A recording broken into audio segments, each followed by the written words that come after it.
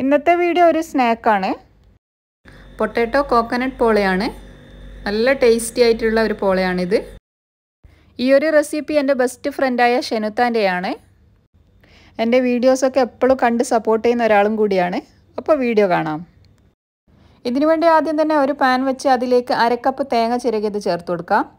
ഇതിലേക്ക് 3 table spoon പഞ്ചസാര കൂടി ചേർത്ത് നല്ലപോലെ ഇതൊന്ന് കാരമൽ ചെയ്തെടുക്കണം. മീഡിയം ഫ്ലെയിമിൽ വെച്ച് ഇതൊന്ന് ഇളക്കി കൊടുക്കാം.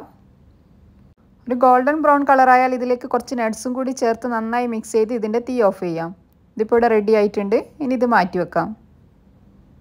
ഇതുപോലെ ചെയ്തെടുത്താൽ മതി. ഇനി ഇത് മാറ്റി വെക്കാം. ഇനി പോള ഉണ്ടാക്കാനായി ഒരു മീഡിയം സൈസുള്ള ഉരുളക്കിഴങ്ങ് വേവിച്ചെടുത്തതാണ്. പിന്നെ 4 മുട്ട, പാൽപ്പൊടി, പഞ്ചസാര, ഏലക്കാപ്പൊടി, കസ്റ്റാർഡ് പൗഡർ ഇതെല്ലാം മിക്സിയുടെ ജാറിലിട്ട് ഒന്ന് അടിച്ചെടുക്കണം. വലിയ മുട്ടയാണെങ്കിൽ 3 മുട്ട മതിയാവും. പഞ്ചസാര 3 ടേബിൾ സ്പൂൺ, പാൽപ്പൊടി 4 ടേബിൾ സ്പൂൺ, പിന്നെ 1/4 ടീസ്പൂൺ ഏലക്കാപ്പൊടി, 1/2 ടീസ്പൂൺ കസ്റ്റാർഡ് പൗഡർ, വേവിച്ച് വെച്ച ഉരുളക്കിഴങ്ങും ചേർത്ത് നന്നായി ഒന്ന് അടിച്ചെടുക്കാം.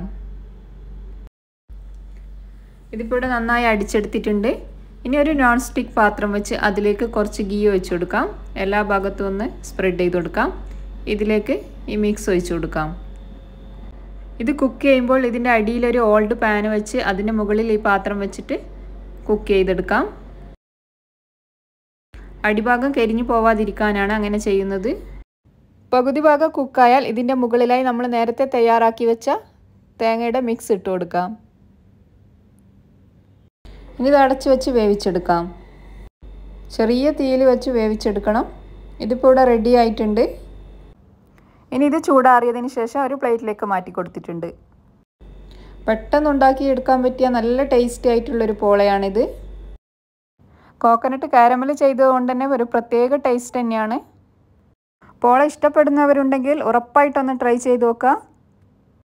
കുട്ടികൾക്കും മുതിർന്നവർക്കും ഒരുപോലെ ഇഷ്ടപ്പെടുന്ന നല്ല ടേസ്റ്റി ആയിട്ടുള്ള ഒരു ഐറ്റം തന്നെയാണിത്. ഉരുളക്കിഴങ്ങ് കൊണ്ട് ഇങ്ങനെ ഒരു പോള ഉണ്ടാക്കിയിട്ടില്ലെങ്കിൽ ഒന്ന് ട്രൈ ചെയ്ത് നോക്കി നിങ്ങളുടെ അഭിപ്രായങ്ങളൊക്കെ താഴെ കമൻറ്റ് ബോക്സിൽ അറിയിക്കുക.